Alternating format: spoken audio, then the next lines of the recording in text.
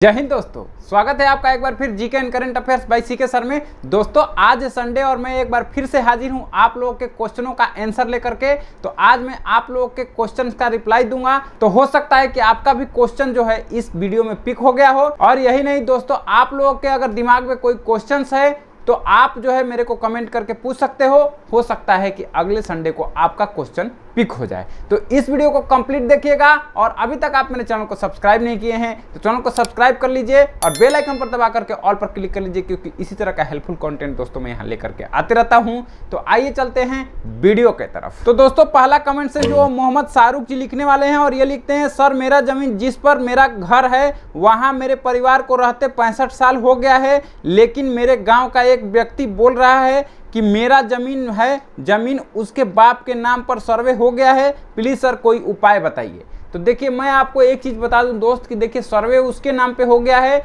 अगर उसके पास जो है कोई कागज़ है तो बिल्कुल उसकी बात सही है, आप उस मामले में कुछ नहीं कर सकते हैं, उसका ज़मीन आपको लौटाना पड़ेगा। हाँ, रही बात कि सर्वे में अगर गलती हो गई है, ज़मीन आपके नाम पर था पहले और सर्वे में जो है गलत हो गया है, तो दोस्त सिविल कोर्ट से जो है सर्वे को आपको तोड़वाना होगा और उस ज़मीन को अपने नाम पर करवाना होगा। उसके बाद ही जो है इस मामले का समाधान हो जाएगा।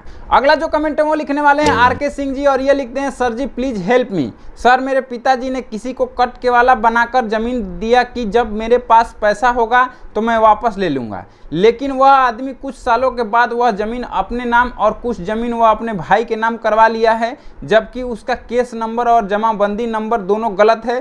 केस नंबर ब्लॉक से निकालता हूं तो किसी और के नाम से निकलता है, मैं अब क्या करूं? आपसे निवेदन है कि मेरा मदद करें, धन्यवाद। तो देखिए अगर आपका जो ज़मीन है किसी ने जो है धोखाधड़ी से अपने नाम पर करा लिया है तो आप इसके खिलाफ कंप्लेन कीजिए। आप जो है अंचलाधिकारी को आप आवेदन दे सकते हैं कि देखिए यह व्यक्ति बोलता है कि इसका केवाला नंबर और केस नंबर सब गलत है और यह जो है धोखाधड़ी किया है, गलती कागज़ बनाया है। तो उसके आधार पर जो है आप अंचलाधिकारी को कंप्लेन कर सकते हैं। अंचलाधिकारी जो हैं उसको नोटिस देंगे और वहाँ से भी मामला अगर सॉल्व नहीं होता है तो आप जो है DCLR के पास भी कंप्लेन कर सकते हैं। और इन सब से भी मामला अगर सॉल्व नहीं होता है तो आप जो है लास्ट में सिविल कोर्ट का भी सहारा ले सकते हैं। और इससे बड़ी बात कि आप जो है घर परिवार में मुखिया सरपंच को बुला करके इसका पंचनामा करा लीजिए कि इसका जो है केस नंबर गलत है और मेरे पिताजी ने ये कहा था, तो वही बात होना चाहिए। अगला जो कमेंट है वो लिखने वाले हैं अर्निंग वर्क ऑनलाइन और ये लिखते हैं, सर मेरा 8 प्लॉट का खतियान है पर प्लॉट कहाँ है पता नहीं है, क्या करें? तो देखिए अगर आपको प्लॉट कहाँ है यही नहीं पता है तो आप इसका मतलब उस पर आपका दखल नहीं है।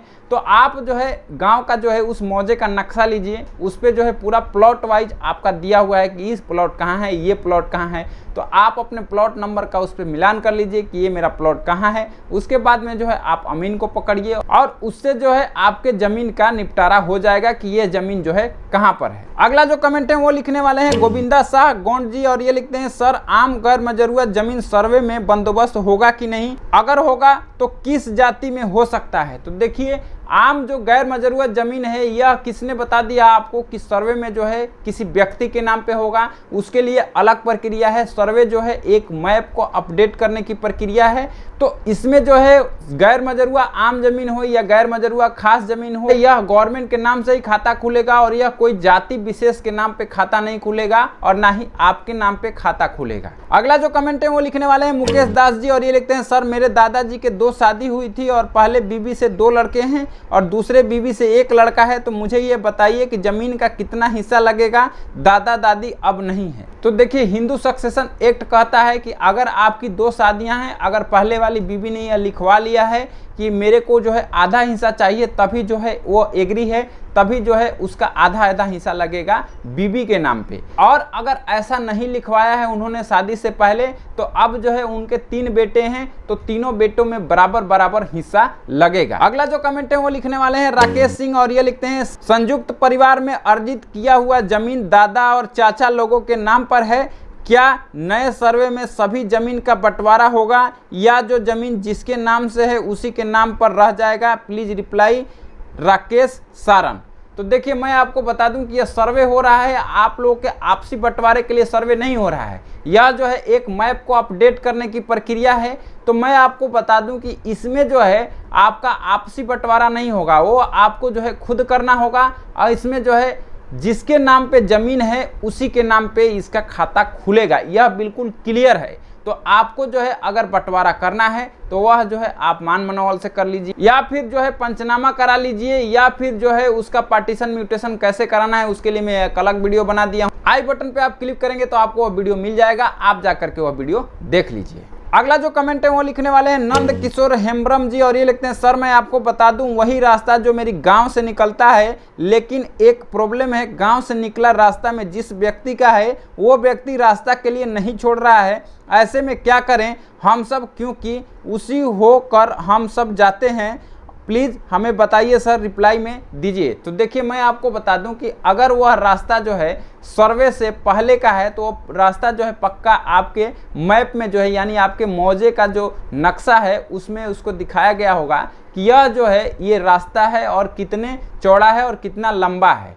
तो उस आधार पर जो है वह आदमी कहीं भी उस पर अतिक्रमण नहीं कर सकता है। आप जो है इसका कंप्लेन आप सीओ साहब को कर सकते हैं। सीओ साहब जो है इसको पक्का नोटिस करेंगे और जो है उस व्यक्ति के नाम से नोटिस निकालेंगे कि आप जो है इसको जल्दी से जल्दी खाली करवाइए। अगर वह व्यक्ति खाली नहीं करवाता है तो अंचलाधिकारी का दायित्व तो बनता है कि उसको जो है पुलिस का मदद लिया जाए और उसको जो है बलपूर्वक वहां से रास्ता खाली करवाया जाए। अगला जो कमेंट है वो लिखने वाले हैं एसके म्यूजिक प्राइवेट लिमिटेड, और ये लिखते हैं जमीन का रजिस्ट्री मेरे नाम से है, दाखिल खारिज हो गया है, रसीद भी कट गया है, अब जमीन का मापी सीओ से कराकर दखल कब्जा के लिए भी आवेदन देना है, तो क्या सीओ साहब दखल कब्जा दिला सकते हैं? देखिए आपके कमेंट से यह पता चल रहा है कि आपने जो जमीन खरीदा है उसका दाखिल खारिज सब कुछ हो गया है, लेकिन जो है उस पर आपका दखल नहीं है। तो देखिए आप जो है सीओ साहब को एप्लीकेशन दे सकते हैं। इसके अलावा जो है आप जो है पुलिस का भी मदद ले सकते हैं कि मेरे ज़मीन पे जो है दूसरे का दखल है।